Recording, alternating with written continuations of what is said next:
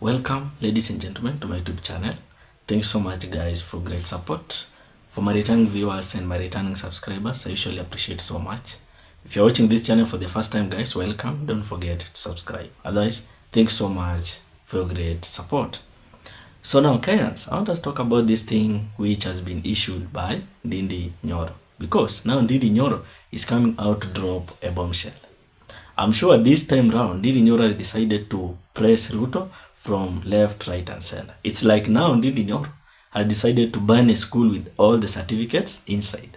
So now I want us to talk about that thing, because that thing is that now NDINDI has come out to give out some of the things we need to know as Kenyans. Because the first thing NDINDI is talking about, he's saying that now our debt, ile madeni yenye tuko nayo hapa Kenya na sisi wa Kenya tuko nayo ya kulipa inafika around iko around 11.3 trillion.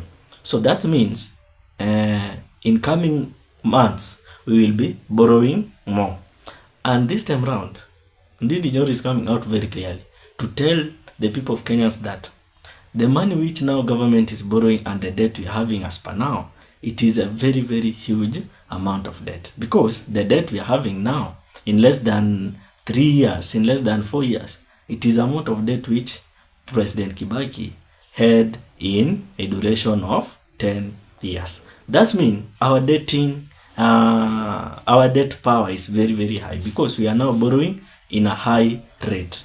So now NDINDI is coming out to tell the Kenyans that this thing we are praying that our government, this government is a rogue government, because they are just borrowing left, right, and center. And now our debt is around 11.3 trillion. Those are not just my words; they are the words of NDINDI. So I want us to watch the video of NDINDI, then we proceed.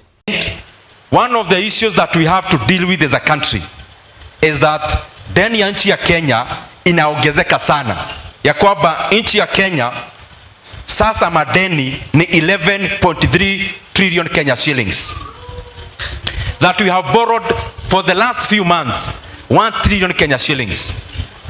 The entire President Kibaki's tenure, he borrowed less than 1.2 trillion Kenya shillings. It means we are borrowing in a few months what Kibaki borrowed in 10 years. So don't overburden the people of Kenya. Na ya kutatanisha, the 175 billion Kenya shillings we are borrowing, by the time we are repaying that money in 7 years, we'll be paying close to 300 billion Kenya shillings.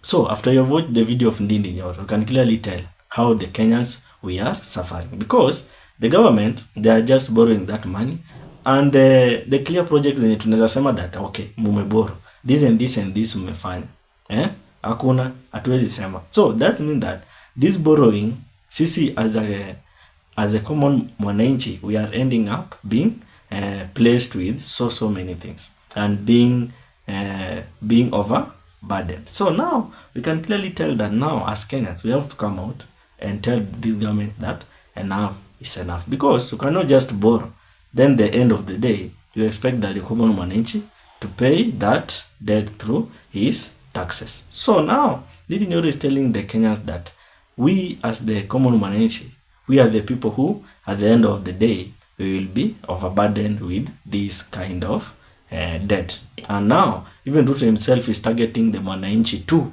pay this debt through the taxes. So now NDINDI is coming out again to drop another bombshell, because this time round is coming out even to tell more about the NSSF plan, because now RUTO saya mamua that these projects zake zenye zimekwama because of the funding, amamua that this time round atumia mpaka NSSF, in which tunajua NSSF, these are the funds which are being contributed by the workers au wenye wako na pay slips nini, because wewe unakatwa NSSF, unakatwa NSSF in which in order that ukifika age fulani hivi unaweza chukua. So that means that now what William RUTO is targeting is that to leave the workers with nothing, because you as a worker umefanya kazi, umeke NSSF yako imefika do mob sana, imefika huge amount of money, then it ending up that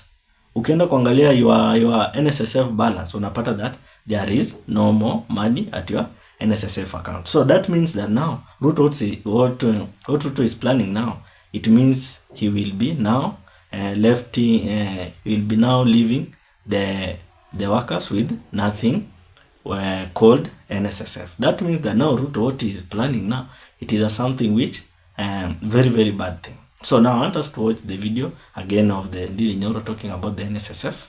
Then we proceed. But before we proceed, guys, please don't forget to subscribe the channel. If you subscribe, you automatically support. Otherwise, let us watch the video, then we proceed. Play around with everything else, but we cannot afford to play around with the monies that are contributed by the workers of Kenya. We are forcing NSSF to build roads in Kenya. NSSF, kazi yenu na kazi ya NSSF is to make sure that pesa ya workers ile inakuwa contributed, that it is optimally invested. And the only question NSSF must have, pesa ikikuwa invested inaletea wafanyikazi faida gapi? Sasa tumeona kwa sababu iko upungufu kiasi, tumekopa mingi. Now we are forcing NSSF to do public-private partnerships. Pesa ya wafanyikazi wa Kenya itumiwe kujenga barabara, ati watakuwa wanalipisha toll. I request humbly, tusiweke maneno ya utumizi wa pesa na mambo hayabatani na chata ya NSSF to force NSSF to do that which is not legal for them to do. If an investment opportunity is optimal, we would be seeing private sector investing in those opportunities. But because private sector wamefanya utafiti na wameona ya kwamba the returns on those projects are suboptimal, now we are forcing NSSF to invest money in big monies, in big projects, so that people can get their cut now. Then wafanyikazi wa Kenya waachwe kama pesa yao imetumika kwa njia ambayo haina faida. So now after you watch the video, you can clearly tell that now we as Kenya, we are in a bad position. Because how can it be these leaders, they are just borrowing?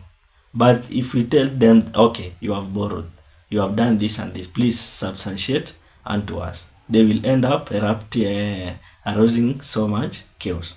And that means that the leaders we are having now, they don't care about the common mwananchi. They only care about themselves and the way they will be living a lavish lifestyle. So that means that we as Kenya, we are just left behind, roaming around, working so hard day and night in order to pleasure this kind of leaders we are having now. So that means that we as Kenya, we have to come out and we have to talk about this thing, about the NSSF and the debt borrowing. What's your opinion? Drop it at the comment section.